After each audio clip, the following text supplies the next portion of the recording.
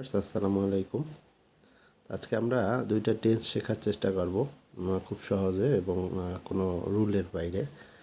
তো টেন্সটা হচ্ছে past indefinite. এখানে পাস্ট ইনডেফিনিট টেন্সটা আমরা কীভাবে শিখবো? পাস্ট ইনডেফিনিটের বাংলা বাক্যে শেষ শব্দে ল, লাম, লে, লেন এগুলো থাকবে। তাহলে পাস্ট ইনডেফিনিটের শেষ শব্দে ল, লাম, লে, লেন থাকলে সেটা পাস্ট ইনডেফিনিট। যেমন আমরা বললাম যে সে পড়লো, তাহলে এটা পাস্ট ইনডেফিনিট টেন্স। আমরা বললাম সে গেল, এটা পাস্ট ইনডেফিনিট টেন্স। আমরা বললাম সে দেখলো, তাহলে শেষে ল আছে, পাস্ট ইনডেফিনিট। ইংরেজিটা করবো কীভাবে? Past form. তাহলে একসাথে পড়তে পারি পাস্ট ইনডেফিনিট, ল, লাম, লে, লেন, পাস্ট ফর্ম।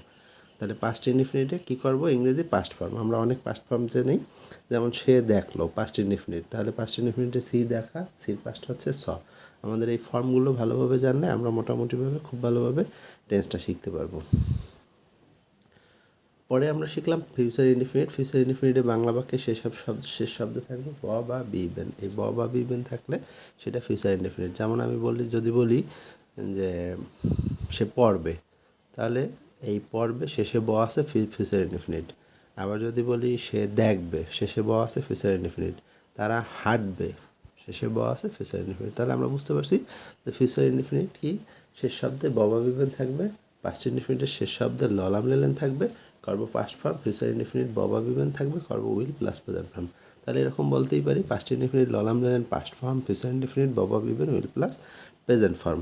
আর ফিউচার ইনডিফিনিটটা কীভাবে করবো? যেমন এখানে একটা উদাহরণ আছে, সে দেখবে। দেখবে হচ্ছে ফিউচার ইনডিফিনিট। ফিউচার ইনডিফিনিটে আমরা কীভাবে করবো?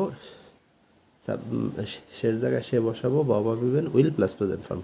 তাহলে উইল আর দেখার যেটা প্রেজেন্ট ফর্ম আছে ইংরেজি শব্দে প্রেজেন্ট ফর্ম, সেটা হচ্ছে দেখা, সি প্রেজেন্ট ফর্ম। তো আমরা মোটামুটি বুঝতে পারলাম ফিউচার ইনডিফিনিট এবং পাস্ট ইনডিফিনিট।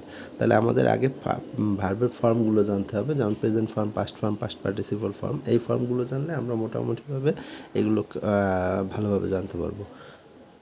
তো আজকে এ পর্যন্তই, দুইটা টেন্স শিখলাম।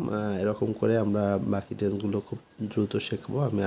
এই টেন্স সম্পর্কিত আমি একটা ভিডিও আপলোড করছিলাম, বাট ওইটা সাউন্ড কোয়ালিটি খারাপ হওয়ার কারণে হয়তো বা একটু কষ্ট হয়েছে। তো এইভাবে আমরা টেন্সটা শিখে ফেলব খুব দ্রুত।